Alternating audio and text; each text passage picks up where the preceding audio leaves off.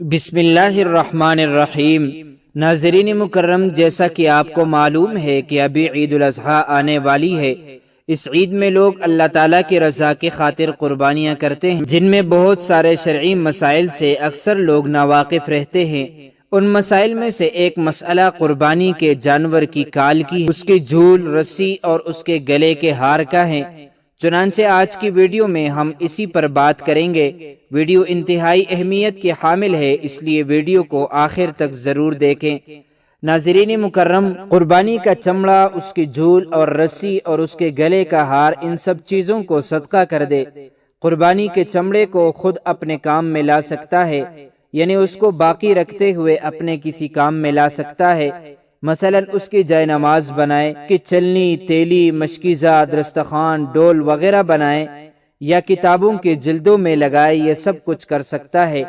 دوسرا مسئلہ کہ چمڑے کا ڈول بنایا تو اسے اپنے کام میں لائے اور اجرت پر نہ دے، اگر اجرت پر دے دیا تو اس اجرت کو صدقہ کر دے۔ اور مسئلہ کہ قربانی کے چمڑے کو ایسی چیزوں سے بدل سکتا ہے جس کو باقی رکھتے ہوئے اس سے نفع اٹھایا جائے، جیسے کتاب ایسی چیز سے بدل نہیں سکتا جس کو ہلاک کر کے نفع حاصل کیا جاتا ہو، جیسے روٹی، گوشت، سرکہ، روپیہ، پیسہ۔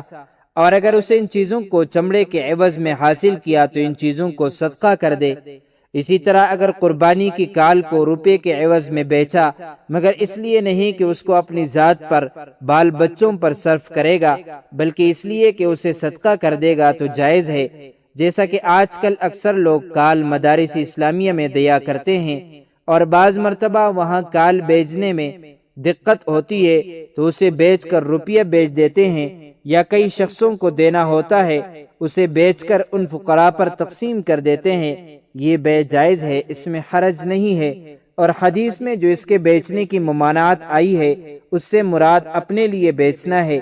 اسی طرح قربانی کا چمڑا یا گوشت یا اس میں کوئی چیز قصاب یا ذبح کرنے والے کو اجرت میں نہیں دے سکتا، اس کو اجرت میں دینا بھی بیچنے ہی کی معنی میں ہے۔ تو ناظرین مکرم، اللہ تعالیٰ آپ سب کی قربانی کو قبول فرمائے، آمین۔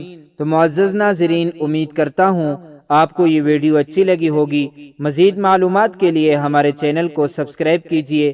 اگر زندگی کے لمحات مزید باقی رہے تو آپ کے لیے ایک اور بہترین ویڈیو لے کر حاضر ہوں گا۔ تب تک کے لیے اللہ حافظ۔